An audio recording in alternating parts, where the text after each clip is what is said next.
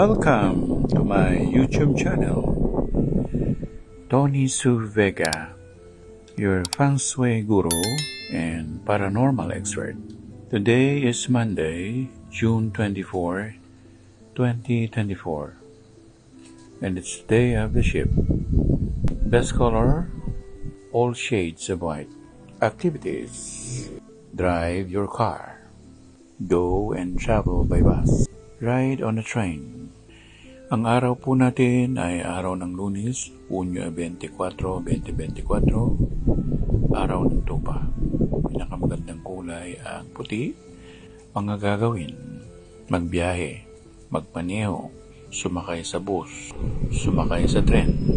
Ang tupa ay may uri na yin, female, earth, kun.